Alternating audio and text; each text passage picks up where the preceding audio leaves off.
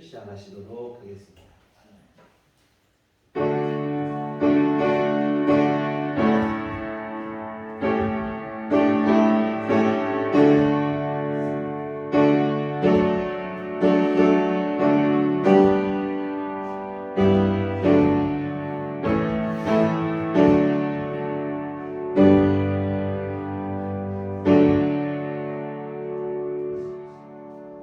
나의 힘이신 여호와여, 내가 주를 사랑하나이다.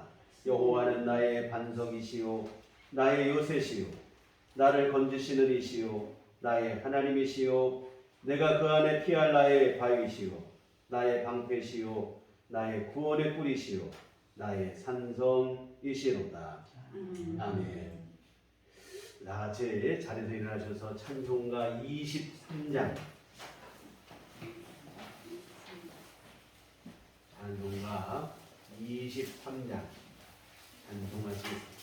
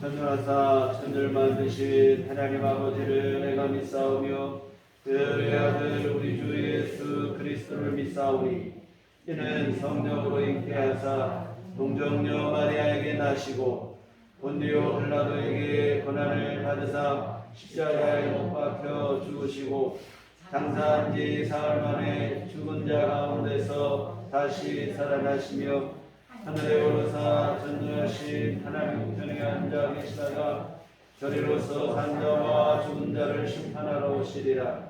성령을 믿사오며 거룩한 공예와 성도가 서로 교통하는 것과 죄를 사하여 주시는 것과 몸이 다시 사는 것과 영원히 사는 것을 믿사옵나이다. 아멘. 성시교독은 등록문 47번입니다.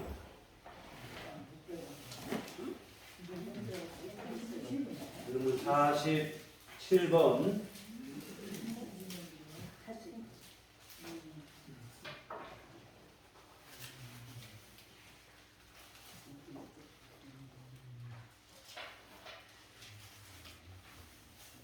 여호와께 감사하고 그의 이름을 불러 아뢰며 그가 하는 일을 만민 중에 알게 할지어다.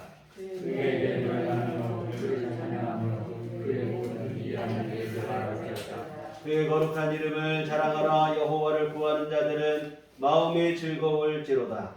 여호와와 그의 능력을 구할지어다. 그의 얼굴을 항상 구할지어다. 그의 종 아브라함의 후손 곧 택하신 야곱의 자손 너희는 그가 행하신 기적과 그의 이적과 그의 입의 판단을 기억할지어다. 그는 여호와 우리 하나님이시라. 그의 판단이 무한하리이다.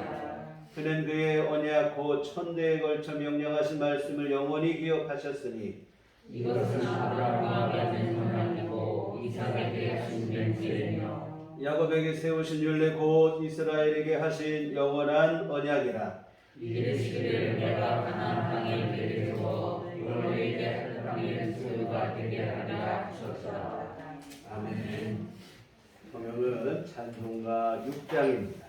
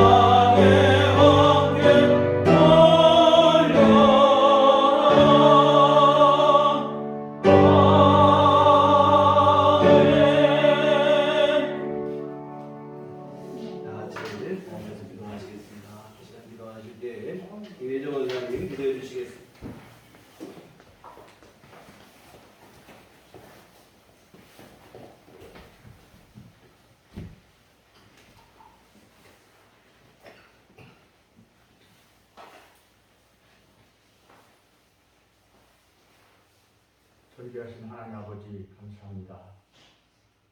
오늘도 가을의 끝자락인 11월의 첫 주일을 허락해 주시고 보다도 험난한 세상 가운데 지난 시간들도 연약한 저희들을 주님의 울타리 안에서 살게 해주시고 지켜주시고 부족하지만 항상 하나님과 함께 호흡하고 하나님을 늘 의식하면서 살아가게 하심을 감사드립니다. 하나님을 가까이 하는 것이 내게 복이라고 하셨사오니 우리가 사람보다 하나님을 가까이 하게 하시고 사람을 의식하기 이전에 먼저 하나님을 의식하게 하여 주시옵소서. 오늘 거룩한 주일을 하나님의 거룩한 집에서 찬양과 기도와 말씀을 들을 수 있는 귀한 시간을 허락해 주시니 또한 감사합니다. 저희들이 때를 따라서 하나님께 드리는 모든 예배가 항상 거룩한 산 제사가 되게 하시고 저희들이 드리는 기도와 찬송이 간절함과 시시함으로 주님께 상달될 수 있는 살아있는 참된 예배가 되게 하여 주시옵소서. 아멘. 우리의 예배가 한순간도 습관적이고 타성에 젖은 예배가 되지 않도록 늘 자신을 경계하게 하시고 하나님의 진리의 말씀을 쫓아 참을 수 없는 사모하는 마음을 가지고 이 예배에 임할 수 있도록 우리의 마음을 청결하게 하시고 성령님이 우리의 마음을 지배하게 하여 주시옵소서. 사랑해 주님, 다음 주일 추수감사절을 앞두고 오곡백과가 고단한 농부의 손을 통해서 풍성한 수확을 시작하고 있습니다. 추수 때 알곡과 가라지를 분별하여 알곡을 곳간에 두고 가라지는 풀에 서리라고 하신 주님의 말씀처럼 우리 모두는 진정한 하나님의 자녀로서의 본분과 역할을 잊지 않고 알곡 신자가 되기를 간절히 원하옵고 이를 위해서 각자 힘쓸 것을 하나님 전에 다짐하고 약속하는 매일매일의 생활이 될 수 있도록 인도하여 주시옵소서. 이를 위해서 어떠한 어려운 상황 속에서도 우리가 믿음의 반석 위에서 믿음의 줄을 놓지 않도록 주님께서 강력한 손길로 저희들을 붙잡아 주시고 인도하여 주시옵소서. 사랑해 주님, 대한민국을 사랑하시어 이 땅에 많은 교회들을 세우시고 많은 교인들을 하나님의 자녀로 삼아주시네 감사합니다. 그러나 적지 않은 교회와 교인들이 하나님이 거룩한 복음을 욕되게 하고 훼손하는 경우도 있는 상황에서 우리들 교회만은 하나님이 사랑하시는 참된 거룩한 교회와 참된 거룩한 성도의 모습으로 늘 주님 앞에 당당하고 자랑스럽게 설 수 있도록 인도하여 주시옵소서. 우리들의 삶이 그저 교회만 오가는 교인의 삶이 되지 않게 하시고 진정한 성도의 삶이 되게 하여 주시옵소서. 아멘. 우리의 삶이 형식적이고 관념적인 종교 생활에서 벗어나서 참된 믿음 생활이 될 수 있도록 우리가 늘 기도와 찬송과 말씀으로 무장할 수 있도록 인도하여 주시옵소서. 하나님 아버지, 저희들은 아직도 세속에 깊이 빠져서 때묻고 타락한 유괴속한 자들입니다. 하지만 성령님의 거룩하고 전능하신 영이 우리들 심령하에 깊이 뿌리내림으로 인하여 우리가 모두 영에 속한 자로 변화시켜 주시고 예수님을 닮아가는 거룩한 삶으로 변화시켜 주시옵소서. 전능하신 하나님, 우리들 교회와 교인들을 사랑하시고 축복하여 주시옵소서. 교회 현재 맞이하고 있는 재정적인 어려움을 물리쳐 주시고 전염병으로 인하여 떠나간 생명들이 하루속히 우리들 교회로 다시 돌아올 수 있도록 주님의 권능의 손으로 저들을 불러일으켜 주시옵소서.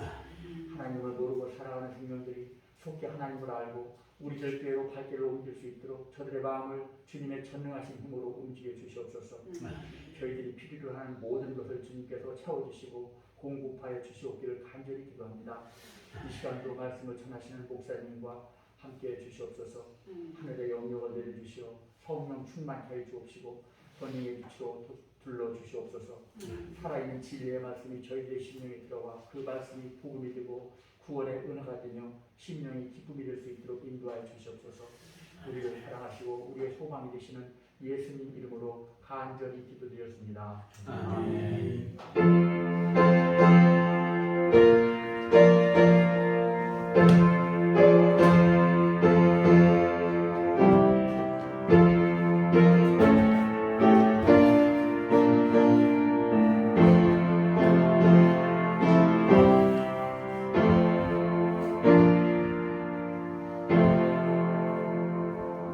주님 가르치신 기도하시겠습니다. 하늘에 계신 우리 아버지여, 이름이 높이 여김을 받으시오며 나라의 마옵시며 뜻이 하늘에서 이룬 것 같이 땅에서도 이루어지이다. 오늘날 우리에게 일용할 양식을 주옵시고 우리가 우리에게 죄 지은 자를 사하여 준 것 같이 우리의 죄를 사하여 주옵시고 우리를 시험에 들게 하지 마옵시고 다만 악에서 구하옵소서. 내게 나라와 권세와 영광이 아버지께 영원히 있사옵나이다. 아멘. 이 시간 우리에게 주신 하나님 말씀은 신약성경 고린도후서 1장 1절부터 11절까지 말씀 보시도록 하겠습니다.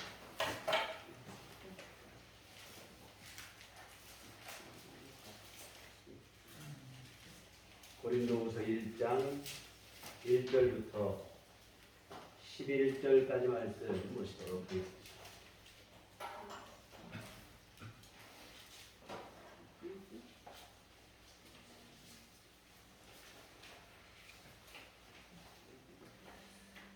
고린도후서 제가 읽은 성경은 신약성경 286쪽에 이렇게 있습니다. 같이 찾으셨으면 한 목소리로 합독하시겠습니다. 하나님의 뜻으로 말미암아 그리스도 예수의 사도된 바울과 형제 디모데는 고린도에 있는 하나님의 교회와 또 온 아가야에 있는 모든 성도에게 하나님 우리 아버지와 주 예수 그리스도로부터 은혜와 평강이 있기를 원하노라. 찬송하리로다. 그는 우리 주 예수 그리스도의 하나님이시요 자비의 아버지시요 모든 위로의 하나님이시며 우리의 모든 환난 중에서 우리를 위로하사 우리로 하여금 하나님께 받는 위로로서 모든 환난 중에 있는 자들을 능히 위로하게 하시는 이시로다.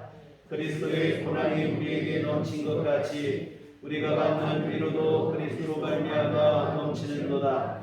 우리가 환난 당하는 것도 너희가 위로와 구원을 받게 하는 것이요 우리가 위로를 받는 것도 너희가 위로를 받게 하려는 것이니 이 위로가 너희 속에 역사하여 우리가 받는 것 같은 고난을 너희도 견디게 하느니라. 너희를 위한 우리의 소망이 견고함은 너희가 고난에 참여하는 자가 된 것 같이 위로에도 그러할 줄을 알미라.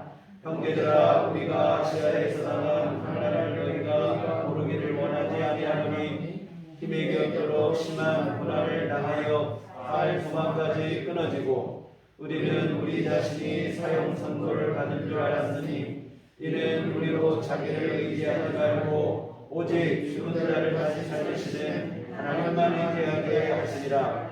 그가 이같이 큰 상황에서 우리를 건지셨고 또 건지실 것이며 이 후에도 건지시기를 그에게 바라노라.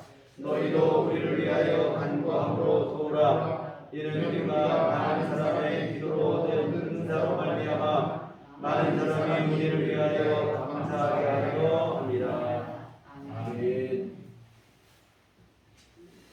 우리 주님의 은총과 평강이 또 여러분과들 함께 하시기를 기원합니다. 고린도 교회는 2차 전도 여행 당시에 세워졌고 바울 사도께서 1년 6개월 정도를 머물며 목회를 했던 교회입니다. 그리고 바울 사도 다음으로는 아볼로 사도께서 이 교회를 섬기셨는데 근데 문제가 발생을 했어요. 교회 안에 파벌이 생기며 서로 분쟁을 하는 것입니다. 4개의 파벌로 나뉘어 서로 싸우는 통에 결국에는 아볼로 사도께서 목회를 포기하고 에베소에서 사역하고 있는 바울 사도에게로 도망치듯이 피해옵니다. 이 바울 사도의 속이 말이 아니죠. 고린도 교회를 생각해도 그렇고 목회를 포기하고 도망치듯 온 아볼로를 볼 때도 그렇고 속이 상할 수밖에 없습니다.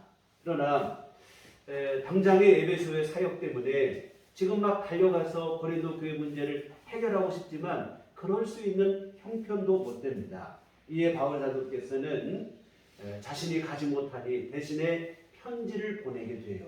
그게 바로 이제 고린도 전서입니다. 그런데 이 편지가 오히려 긁어부스럼이 되고 말아요. 문제가 해결된 게 아니라 상황을 더 악화시키는 겁니다. 이에 바울 사도께서는 다시 또 편지를 보냅니다. 다시 또 편지를 보냈는데 다시 편지를 보낼 때는 처음보다 격한 감정으로 편지를 쓰게 돼요. 고린도전서는 타이르듯이 이렇게 편지를 썼다면 다시 보낸 편지는 격한 감정이 그대로 묻어나는 편지입니다. 이 편지를 써서 디도의 손에 들려서 이 편지를 보냈습니다. 그런데 막상 편지를 보내놓고 나니 마음이 편치가 않는 거예요. 처음에는 그래도 좀 속이 시원한 것 같은 그런 마음이 있었는데 시간이 지날수록 걱정이 그냥 태산인 거예요. 내가 그때 좀 참을 걸 그랬나 후회가 되는 것이지요. 그런데 더 문제는 뭐냐면 그 편지를 가지고 간 디도가 충분히 돌아올 시간이 됐는데도 소식이 없는 거예요. 갈수록 걱정이 더 커질 수밖에 없죠. 이에 바울 사도께서는 도무지 가만히 앉아서 기다릴 수가 없어요. 그래서 디도를 만나기 위해서 길을 떠나게 됩니다. 이때 바울 사도의 구문이 얼마나 깊었는지 이 디도를 만나기 위해서 가는 길목 드로아 항구에 이르렀을 때인데 그 항구에 이르니까 많은 사람들이 바울 사도께서 오셨다고 하니까 말씀을 들으려고 모였어요. 그런데 바울 사도께서 디도를 만나지 못해서 하도 걱정이 되니까 말씀을 전할 기회가 주어졌지만 말씀을 전할 마음이 되지를 못하는 거예요. 여유가 없어요. 그냥 성도들을 뒤로하고 배를 타고 마게도냐로 건너가게 됩니다. 참 그때 얼마나 바울 사도께서 걱정이 많고 고민이 깊었는지를 우리가 단적으로 알 수 있는 대목인데요. 그런데 다행스럽게 마케도니아에 갔을 때에 드디어 디도를 만나게 돼요. 참 너무 기쁘죠. 그런데 더 반가운 것은 뭐냐면 이 디도가 좋은 소식을 가지고 왔어요. 고린도 교회 성도들이 자신들의 잘못을 회개하고 뉘우치고 문제가 해결됐다는 소식을 가지고 온 것입니다. 순간 바울 사도께서 얼마나 큰 위로를 받았는지 몰라요. 그동안 쌓였던 채증이 다 내려가는 그런 기분이죠. 이런 기쁜 마음으로 쓴 편지가 고린도 후서입니다. 모든 근심 걱정을 디도가 가져온 소식 한 방에 다 해소가 되고 그 홀가분한 마음으로 고린도 교회 성도들에게 편지를 보내요. 그런데 그 처음 시작이 뭔가 하면 찬송입니다. 위로의 하나님에 대한 찬송이에요. 우리 3절을 보시면 찬송하리로다. 그는 우리 주 예수 그리스도의 하나님이시오 자비의 아버지시오 모든 위로의 하나님이시며 우리의 모든 환난 중에서 우리를 위로하사 우리로 하여금 하나님께 받는 위로로서 모든 환난 중에 있는 자들을 능히 위로하게 하시는 이시로다. 정말 그동안 마음고생이 너무 심했어요. 말씀을 아까 말한 것처럼 말씀을 전할 기회가 주어졌는데 그 기회조차도 스스로 포기할 정도면 보통 근심 걱정이 아니거든요. 그런데 디도를 만나고 문제가 해결됐다는 소식을 들으니 위로가 돼요. 오늘 본문에 보면 우리가 함께 보신 본문에 위로라는 단어가 10번이나 나옵니다. 이것은 하나님의 은혜로 고린도 교회 문제가 해결된 것이 큰 위로가 되고 이에 바울 사도께서 고린도 교회에 편지를 보내면서 그 처음 시작을 위로의 하나님의 위로에 대한 찬송으로 시작을 하고 있습니다. 사랑하는 성도 여러분, 하나님은 위로의 하나님이십니다. 걱정과 고민 속에 있던 바울 사도에게 위로를 주셨습니다. 마찬가지로 오늘 저와 여러분에게도 우리 주님은 친히 위로자가 되시는 줄 믿습니다.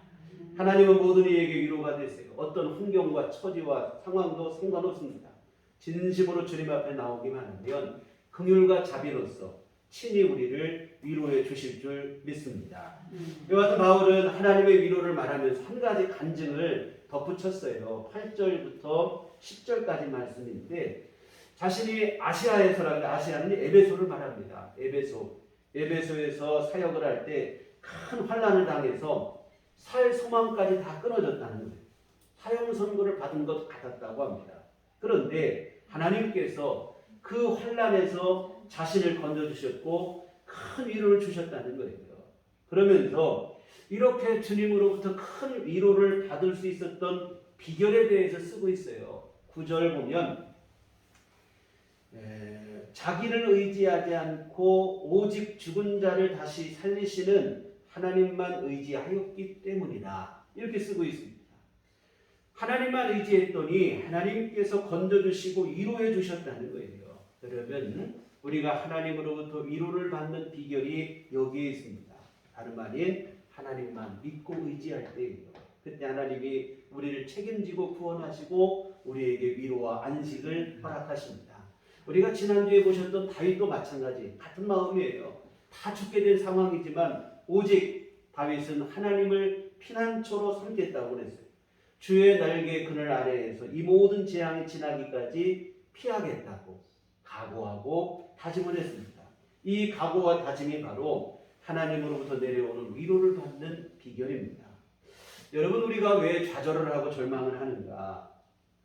내 힘을 의지할 때 그렇게 된다 이 말이에요. 내 힘으로 안 되는데 내가 어떻게 해보려고 하다 보니까 좌절하고 절망하고. 모든 인생은 다 유한한 존재입니다. 좌절할 수밖에 없어요. 하나님을 바라보고 그래야 주님으로부터 위로를 얻게 되어지는 줄 믿습니다. 바울 사도께서 큰 환난 속에서 살 소망까지 다 끊어졌지만 하나님만 바라봤더니 하나님으로부터 구원이 임하고 위로를 받게 되었다 하는데요. 사실 여러분, 하나님께서는 때로 우리를 의도적으로 막다른 골목으로 몰아가실 때가 있어요. 이유는 우리로 하여금 하나님만 의지하게 하시기 위함입니다. 웬만해서는 사람이 하나님을 의지하지 않거든요. 강팍한 심령이고 교만하고 그것을 하나님이 너무 잘 아시기에 때로는 우리를 의도적으로 막다른 골목에 몰아가십니다. 그렇게 해서라도 하나님만 바라보고 하나님만 의지하게 하는 것인데요. 일종의 충격 요법입니다. 더 이상 목에 힘주지 말라는 거예요. 교만하지 말라는 거예요. 하나님만 의지하라고 하시는 주님의 부르심입니다. 사랑하는 성도 여러분, 때로 우리 앞에 큰 어려움이 다가오고 환난이 닥치면 이제 죽었다 이렇게 생각하지 마시고 하나님만 바라보라고 하시는구나 이렇게 생각하시기를 부탁을 드립니다. 오직 하나님께만 주목하라고 하는 시로입니다. 연약한 인생에 불과한 우리 자신을 의지하지 말고 하나님만 의지하시기를 부탁을 드립니다. 다윗이 고백했던 것처럼 이 모든 재앙이 끝날 때까지 지나갈 때까지 내가 주의 날개 그늘 아래 피하겠다고 했던 그 마음으로 오늘 우리도 주님만 의지하시고 바라보시면 반드시 하늘로부터 큰 위로가 오늘 여러분에게 주어지게 될 것입니다. 그리고 또한 우리가 이런 일련의 과정들을 겪게 되면 우리에게 또 다른 유익이 주어지는데요. 바로 하나님과 더욱 친밀한 관계가 되는 것입니다. 역경과 고난 속에서 하나님께 기도하고 하나님만 의지하고 그러는 중에 하나님의 은혜를 믿고 하나님께서 베푸시는 위로를 받게 되면 그러면서 점점 우리는 더 하나님께 가까이 나아가게 되고 하나님과 친밀한 관계가 되어지는 것입니다. 결국은 하나님을 확신하는 믿음을 갖게 되고 분명한 믿음의 자리에 서게 되는데 오늘 10절에 보면 그가 이같이 큰 사망에서 우리를 건지셨고 또 건지실 것이며 이후에도 건지시기를 그에게 바랍니다. 하나님께서 앞으로도 바울사도 자신을 모든 환난에서 건져주실 것을 믿는다고 하는 고백입니다. 이 하나님에 대한 분명한 믿음이 생기게 되어진 것입니다. 여러분, 이것이 바로 고난이 가져다주는 어찌 보면 큰 소득이 되는 거예요. 여러분, 고난의 대명사로 여겨지던 이 욥이라는 인물, 믿음으로 모든 고난을 이겨낸 후에 이런 고백을 했습니다. 욥기 42장 5절에 내가 죽게 대하여 귀로 듣기만 하였사오나 이제는 눈으로 주를 배웁나이다. 욥이 고난당하기 전에는 하나님을 아는 것이 귀로 듣는 정도였다는 거예요. 그런데 고난을 통과하고 믿음으로 이겨낸 후에는 하나님을 눈으로 보는 것처럼 선명해졌다는 거예요. 여러분 욥이 갑절의 복을 얻고 뭐 이런 얘기 많이 하지만 욥이 얻은 진짜 복은 믿음의 확장인 줄 믿습니다. 그래서 귀로 듣는 것 같았던 불분명했던 믿음이 눈으로 보는 것 같은 선명한 믿음이 되어졌다는 것인데요. 고난이 가져다주는 유익이에요. 찬송가 373장의 가사처럼 고요한 바다로 저 천국 향할 때 주 내게 순풍 주시니 참 감사합니다.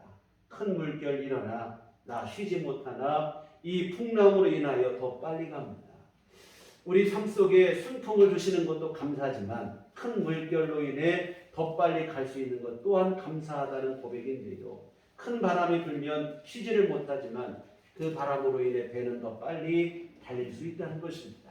그리고 거친 파도가 훌륭한 뱃사공을 만들어낸다고 했던 말처럼 고난과 역경이 당장은 우리를 힘들게 하지만 믿음으로 이겨내고 나면 우리의 믿음이 더욱더 확장이 되어지고 성장하고 성숙하게 되는 유익을 얻게 되어집니다.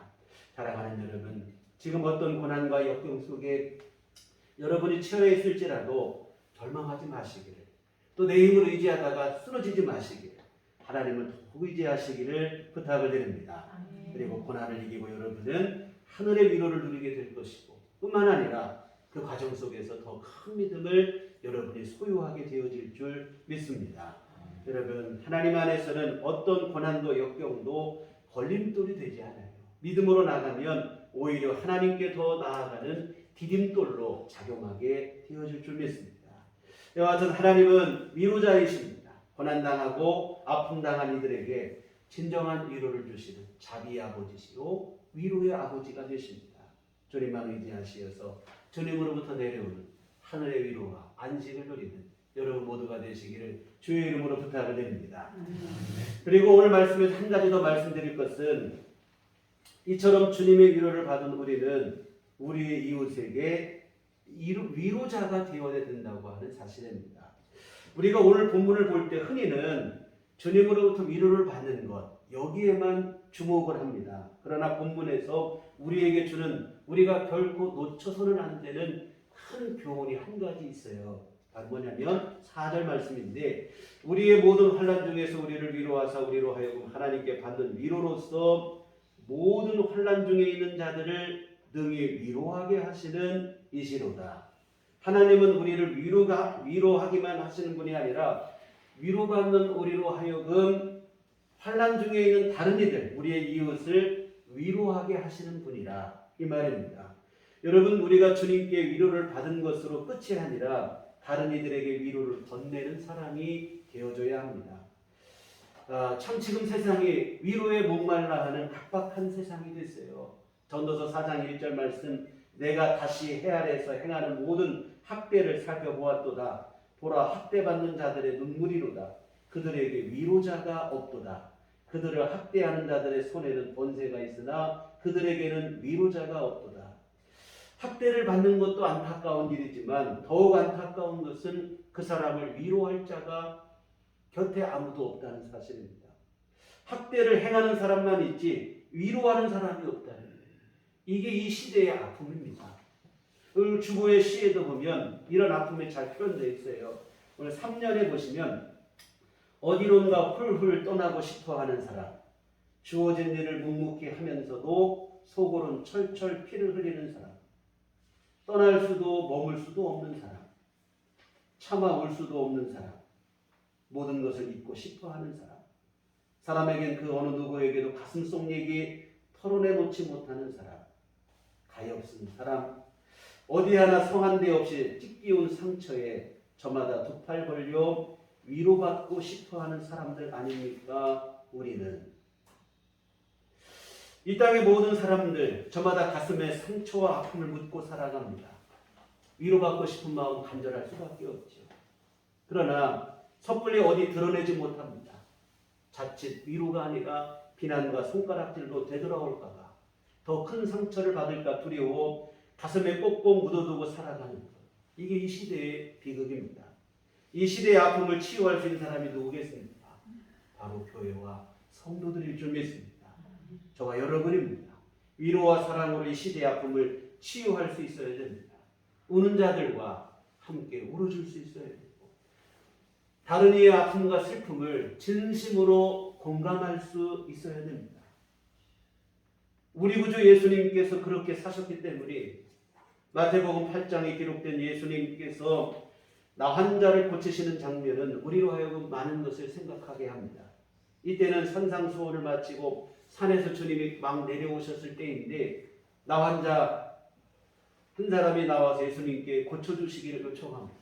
이 예수님은 마다하지 않으시고 고쳐주시는데 놀라운 것은 나병 환자를 고쳐주시는 주님의 방법인데 마태복음 3장 8절에 예수께서 손을 내밀어 그에게 대시며 이르시되 내가 원하노니 깨끗함 받으라 하시니 즉시 그의 나병이 깨끗하여집니다.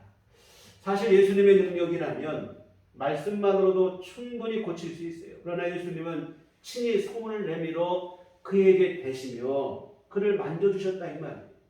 이거는 나병으로 골만 터져 누구도 만지기 꺼리는 몸인데 주님은 친히 손을 내밀어 만져주셨습니다. 이렇게 하신 데는 이유가 있어요. 육신의 질병뿐만 아니라 그 사람 마음의 상처까지도 보듬어 주시기 위함입니다. 당시 나 환자들은 마을 공동체뿐만 아니라 가족으로부터도 철저히 버림받은 사람들이에요. 성박 내진 곳에 나 환자들끼리 모여 살면서 건강한 사람이 지나가면 부정하다 부정하다 외치며 자신의 나병에 걸렸음을 알려야 됐어요. 이와 같은 스스로를 부정하다고 여기며 철저히 분리되어 고독 가운데 지나야 했습니다. 손을 잡아주는 것은 고사하고 누구 하나 눈길조차 주지 않는 것이 이 나 환자들의 처지입니다. 그러니 이런 일들이 마음의 상처가 되었으면 분명한 사실이죠. 이 예수님은 이 나 환자를 볼 때 육신의 질병뿐만 아니라 그 마음속에 난 상처까지도 좀 어떻게 치유해주고 싶은 마음. 이 예수님은 누구도 손잡아주지 않은 그를 손 내밀어 만져주시고 여러분 이것이 바로 진정한 위로의 손길인 줄 믿습니다. 이 위로가 마음의 상처까지 깨끗하게 치유하신 것입니다. 이처럼 우리 구주 예수님은 위로하시는 분입니다. 이런 예수님의 위로의 은총과 또 위로하심을 입은 사람이 바로 오늘 저와 여러분 그리스도인입니다. 이런 그리스도인의 모임이 바로 교회입니다. 그러므로 교회와 성도들은 마땅히 우리 예수님처럼 이웃을 향한 위로자가 되어야 합니다. 그런데 참 오늘의 현실엔 너무 안타까운 것은 예수 믿는 교회와 성도들이 너무 사나워졌다는 거예요. 위로하고 격려하기보다는 비난하고 판단하고 옳고 그름의 잣대를 들이대며 그 사람을 비난하는 거예요. 따뜻한 사랑의 손길을 내밀어야 되는데 무시하기 일쑤입니다.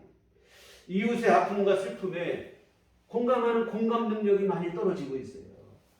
진심 어린 위로를 전해야 되는데 어설픈 충고로 상처난 가슴에 비수를 꼽고 여러분 나 혼자 신령한 거 깨달아서 뭐 거룩하고 그렇게 생각할지 모르지만 신령한 게 아니고 무정한 것입니다. 무자비한 일이 교회가 할 일은 또 아니다 이 말이죠.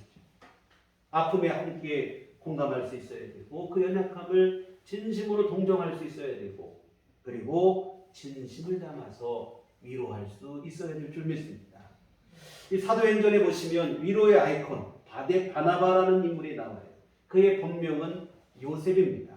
그런데 사람들은 그것을 요셉이라 부르기보다는 바나바라고 하는 별명으로 부르기를 더 좋아했는데 그 뜻은 위로의 아들이라는 뜻이에요. 위로하는 일을 평소 잘하는 사람이기에 붙여진 별명인 것 같은데 여러분 예수 믿는 성도들 오늘 우리의 별명이 위로의 아들 이런 별명이 되면 참 영광스러운 일이라는 생각이 들어요. 오늘날 기독교인 세상의 평가는 뭐냐면 기독교인이 아니라 뭐 참 입에 올리기도 부끄러운 일입니다. 뭐 개독교인 이렇게 한다 이거예요. 물론 교회를 향한 그들의 이유 없는 비난 이것도 문제겠으나 교회 안에 있는 또한 문제도 스스로 성찰해 볼 일이라는 생각이 듭니다. 교회와 성도들은 별명이 붙여진다면 위로해야 하는 이런 별명이 붙여져야 옳지 않을까 하는 생각을 해봅니다. 여하튼 사도행전에 보면 바나바가 행한 위로의 일들이 기록되어 있는데 자신의 소유를 팔아 가난한 자들을 도왔습니다. 큰 위로가 되죠. 뿐만 아니라 오늘 고린도후서를 기록한 바울 사도, 바울을 위대한 사도로 세운 것 또한 바나바의 위로 덕분입니다. 바울은 여러분 잘 아시다시피 처음에는 교회와 성도들을 핍박하고 박해하던 인물이었어요. 이름도 바울이 아니라 사울이었죠. 교회를 핍박하고 성도들을 잡아 가두는 일에 누구보다 열심히였습니다. 그러나 예수 믿는 사람들을 잡으러 다메섹으로 가는 길에서 부활하신 예수님을 만나 그 이후로 핍박자에서 전도자로 거듭나게 되어집니다.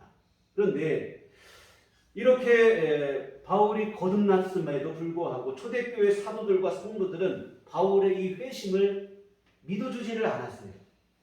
워낙에 교회를 핍박하고 박해하던 자로 악명이 높았기 때문에 좀처럼 의심의 눈초리를 거두지 않는 분위기입니다. 그때 여러분 바울과 이 사도들 사이에 중재자로 나선 이가 바로 누구냐면 바나바입니다. 사도들 앞에서 바울의 회심을 보증을 하며 변호를 합니다. 이런 바나바의 중재로 비로소 바울이 교회의 문턱을 넘고 교회의 사역자로 들어올 수 있게 되었습니다. 그런데 여러분 산 넘어 산이라고 가까스로 교회 문턱을 넘은 바울 사도 또 다른 문제에 봉착하게 됩니다. 뭐냐면 기독교인이 되기 이전에 바울 사도는 누구보다도 유대교에 열심이었던 사람이에요.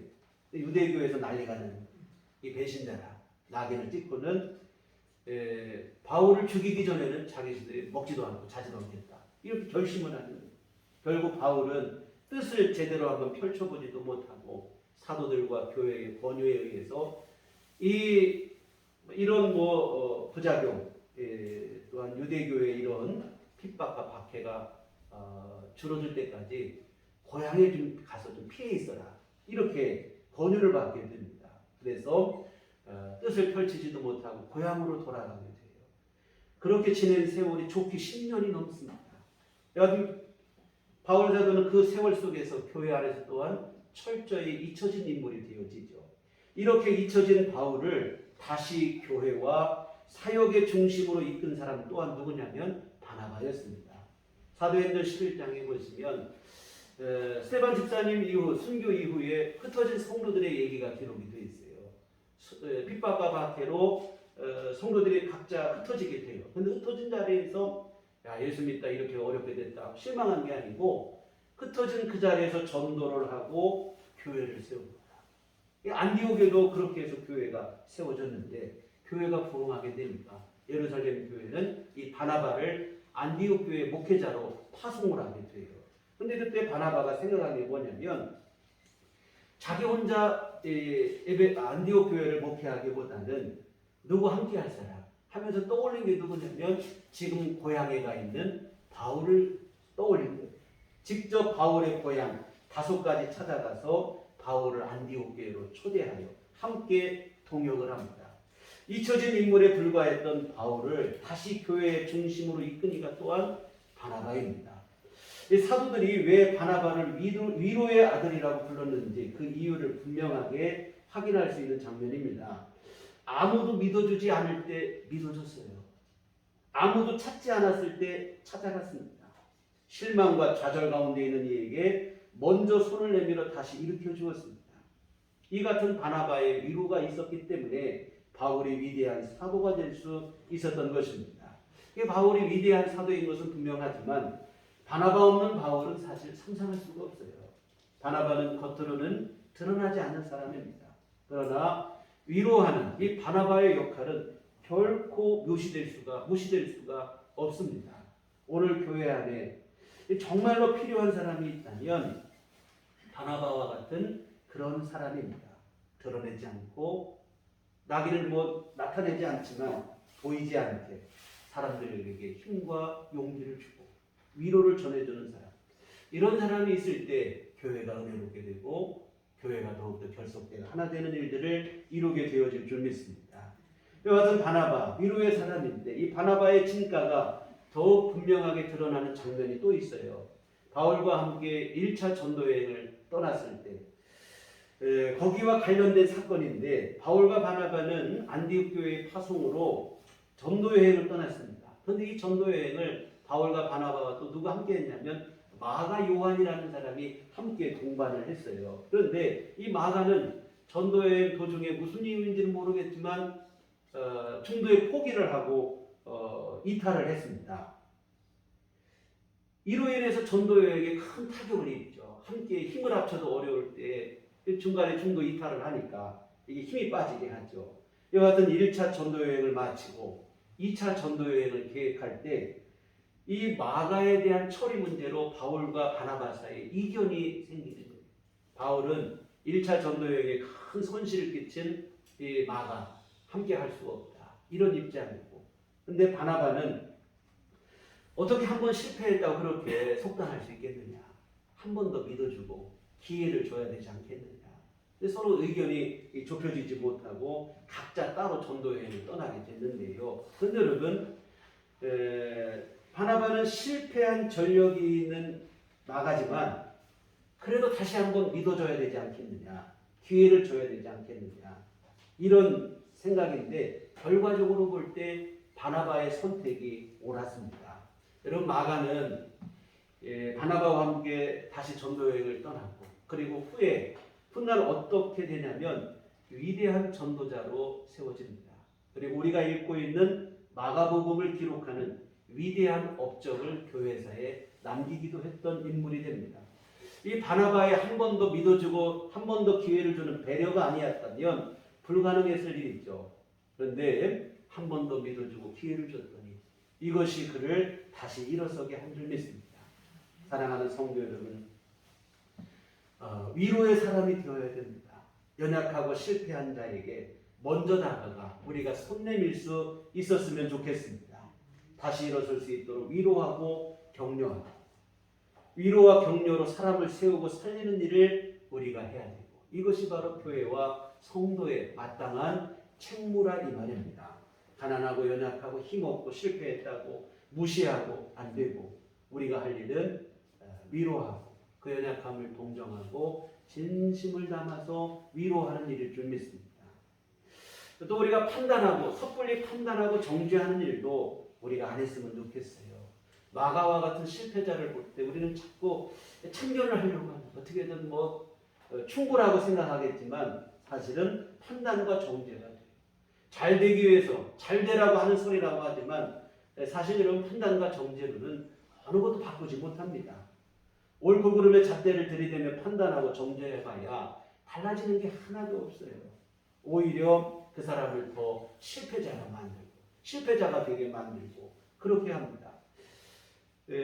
교곽사루라는 말이 있죠. 소의 뿔을 바로 잡아주려다가 아예 소를 잡는다는 말인데요. 어설픈 판단과 정죄가 꼭 그러한 일을 만들고 말아요. 상대방을 고치는 게 아니라 자칫하면 그를 죽일 수도 있는 일이 됩니다. 그래서 여러분, 우리가 어줍잖은 충고보다는 긍휼과 자비의 마음으로 위로할 수 있었으면 좋겠습니다. 어제 하루 큰 화제가 된 뉴스가 있습니다. 출근길 접촉사고 현장에 대한 소식인데, 이 젊은 주부가 중년 여성의 차량을 들이받는 접촉사고가 났어요. 두 사람이 사고가 나니까 차에서 내려서 차의 상태를 살피는 하더니 이내 이 피해 차량의 중년 여성이 가해 차량의 젊은 주부를 안아주고 얼굴을 보듬으며 위로를 하는 거예요. 이 어느 교통사고 현장하고는 사뭇 다른 분위기인데요. 상황은 이랬습니다. 아픈 아이를 태우고 응급실로 가던 중 급한 마음에 출근길에 출근하는 이 차량과 사고가 난 거예요. 이 아이가 아픈 상황에서 사고까지 났으니 이게 얼마나 당황스럽겠습니까? 이 병원 가는 길에 내가 급한 마음에 사고를 냈다고 죄송하다고 울고 있었더니 그 모습에 피해 차량의 중년 여성은 안아주고 안심을 시키며 걱정하지 말고 사고 처리는 나중에 해도 되니까 빨리 병원에 가라, 이렇게 했다는 것입니다. 이 사연에 많은 이들이 위로와 감동을 받았습니다. 후속 기사를 보니까 피해 차량의 중년 여성은 어떻게 해서 이렇게 했습니까? 했더니 내 딸 같아서 그랬다는 거예요. 봤더니 자기 딸하고 동갑이더라는 거예요. 내 딸 같아서 그랬다. 그러면서 대한민국의 모든 엄마들이라면 아마 모두가 다 이런 상황에서 자신처럼 했을 것이다. 이 대수로운 일 아니라는 것이 이런 말을 했는데요. 참으로 코로나로 지치고 요즘 대선을 앞두고 후보들 간의 흑색 선전으로 피로감이 쌓인 국민들에게 오히려 이와 같은 작은 일들이 큰 감동과 위로를 안겨주지 않았는가. 후보들마다 내놓는 공약보다 더 위대한 일은 이와 같은 위로하는 일이 아닐까 하는 생각을 해봤습니다. 사랑하는 여러분, 교회와 성도들을 향한 세상의 요구는 무엇일까요? 바로 진심 어린 위로라고 생각을 합니다. 오만도 아니고 독선도 아니고 비난과 정죄도 아니고 위로입니다. 이 고난당하던 욥이 자신을 향해 충고의 말을 퍼붓는 친구들에게 한 말은 다름 아닌 나를 불쌍히 여겨달라는 말이었어요. 욥기 19장 21절에 보면 나의 친구야 너희는 나를 불쌍히 여겨다오. 나를 불쌍히 여겨다오. 교회와 성도를 향한 세상의 요구 또한 마찬가지라고 생각을 합니다. 사랑하는 여러분, 오늘 우리는 주님의 사랑과 위로가 우리를 살려내는 그 은혜를 입었습니다. 이제는 저와 여러분의 차례일 줄 믿습니다. 주님이 우리를 위로하신 것처럼 진심으로 위로할 수 있었으면 좋겠습니다. 먼저는 여러분의 가족을 위로하시기 바랍니다. 또 교회 안에 있는 성도들을 서로 위로했으면 좋겠습니다. 또한 여러분의 소중한 이웃을 위로하시기 바랍니다. 딸 같아서 그랬다고 하는 뉴스 속 여성의 말을 우리 마음에 깊이 새겼으면 좋겠습니다.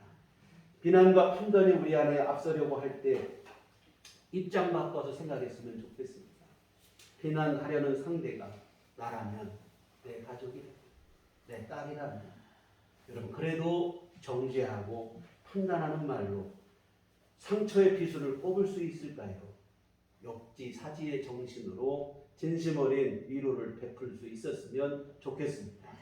여러분의 그 위로가 여러분의 가정을 살리고 우리 교회를 살리고 우리 이웃을 살리고 세상을 살맛나는 세상으로 만들게 되어질 줄 믿습니다. 기도하시겠습니다.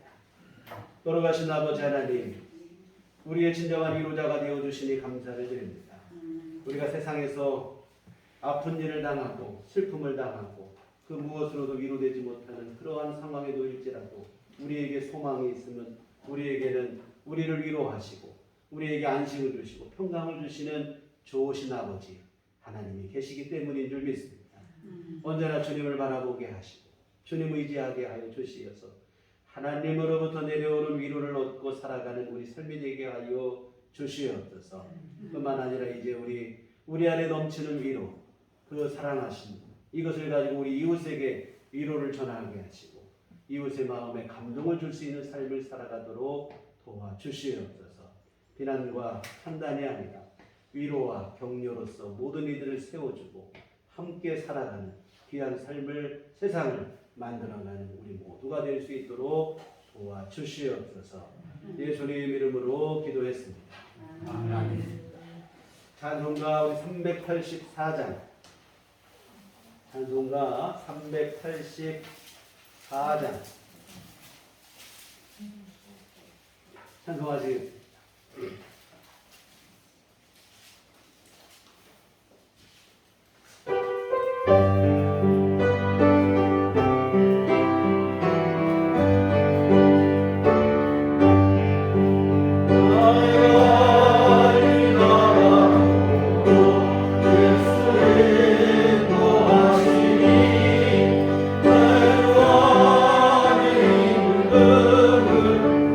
어찌해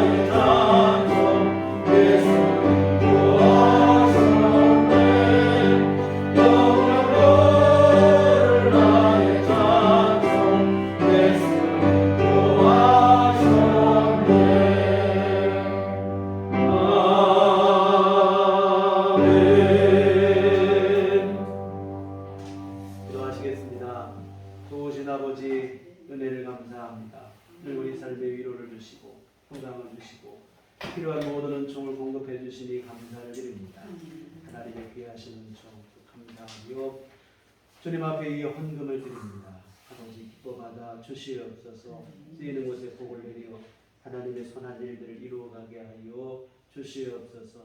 아버지 하나님, 오늘 헌금을 드리고 몸과 마음과 시간과 정성을 들여 하나님을 예배한 모든 심령들을 기뻐하시며 모든 심령 위에 한량없는 주의 은총을 내려주시되 오늘 귀한 말씀처럼 힘들고 지칠 때 우리 안에 충만하신 하늘의 위로를 허락하여 주시옵소서. 뿐만 아니라 우리 마음속에 주께서 강건함을 허락하여 주시어서 우리 이웃을 향해서도 위로를 전할 수 있는 그러한 사람이 될 수 있도록 주께서 도와 주시옵소서. 하나님, 우리의 믿음 날로도 주 앞에 가까이 서게 하시고 우리 하나님의 뜻을 이루는 성숙한 믿음의 자녀들이 다 될 수 있도록 도와 주시옵소서. 하나님 아버지, 우리 주님의 귀하신 뜻을 좇아 이 땅의 빛과 소금의 역할을 감당하며 주님의 귀하신 일들을 이루어가는 주님의 귀한 제자로서 합당한 삶을 살아가기 부족함이 없도록 도와주시옵소서. 하나님, 또한 주 앞에 간구하옵기는 우리 날마다 부르짖는 모든 기도마다 주 안에 응답되는 귀한 역사 있도록 주여 도와주시옵소서. 우리 연약함을 고백하며 주님의 은혜로 사는 인생임을 우리 고백하며 주님 앞에 간절한 마음으로 기도하고 간구할 때 주여 우리 기도를 들으시고 우리 안에 하나님의 귀하신 은총을 베풀어 주시어 주의 은총으로 승리하는 삶을 살아갈 수 있도록 주님이 도우시고 함께해 주시옵소서. 아버지 하나님, 특별히 건강의 문제를 갖고 주 앞에 기도하는 성도들이 있습니다. 우리 주님께서 긍휼히 여겨 주시옵시고 아버지 하나님, 전능하신 하나님께서 치료하시는 손길을 베풀어 주시사 치료받게 하시고 힘을 얻게 하여 주시옵소서.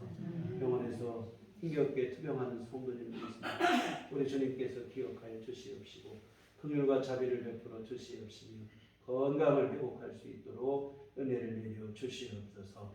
전염병의 상황 속에서 아버지 하루하루 힘겹게 살아가는 우리 성도들 늘 주님이 보호하여 주시어서 하나님 건강하게 하시고 하루하루 생활이 주님의 주시는 귀하신 새 힘으로 힘있게 잘 감당해 나가는 귀한 삶이 될 수 있도록 도와주시옵소서. 하나님, 또한 우리 앞으로 한 주간 살아갈 때도 우리 주님의 도우심과 인도하심 속에 거하게 하시고 늘 주 예수 이름을 의지하여 승리하는 삶을 살게 하시며 이 땅 가운데 그리스도의 향기를 바라는 진정한 주님의 자녀로서 합당한 삶을 살게 하여 주시옵소서. 예수님 이름으로 기도했습니다. 아멘. 교회 소식 시간입니다. 우리 서로 인사할 때 주님만 바라봅시다. 오늘은 매월 첫 주 선교 헌금을 드리는 주입니다. 우리 복음의 씨앗을 있는 마음으로 함께 헌금해 주시면 감사하겠습니다.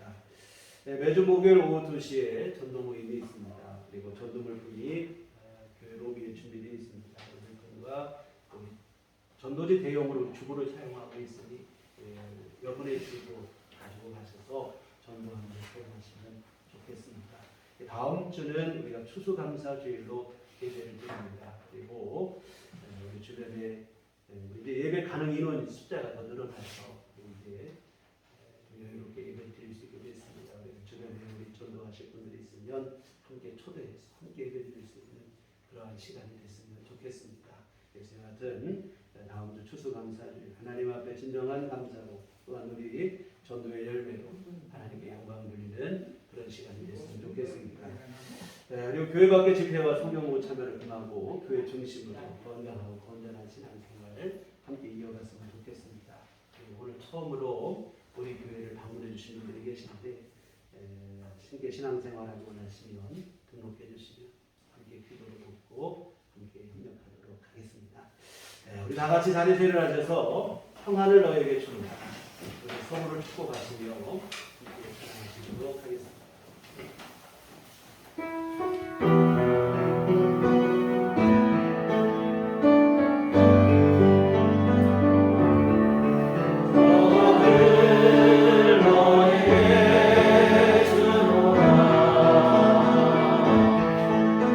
세상이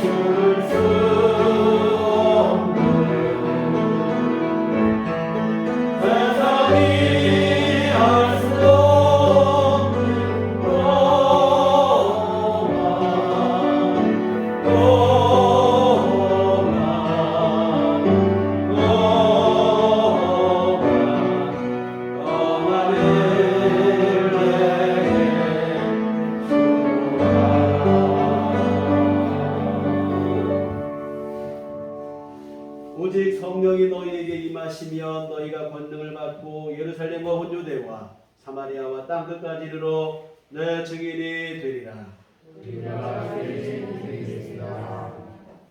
이제는 우리 주 예수 그리스도의 구속의 은혜와 하나님 아버지의 그 크신 사랑하심과 성령님의 유로교통 역사 감화감동 충만하시니 주의 피로 세우신 우리들 교회와 또한 아버지 하나님의 자비하심과 위로하심을 소원하며 그 위로를 얻어 또 이제는 세상 가운데 위로를 전하는 또한 그러한 삶을 살기를 소원하는 주의 모든 자녀들의 심령이 지금부터 영원토록 함께 계시기를 간절히 축원하옵나이다.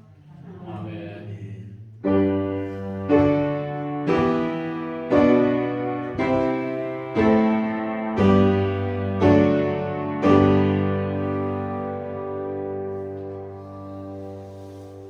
감사합니다. 이상으로 주일날 예배를 마치도록 하겠습니다.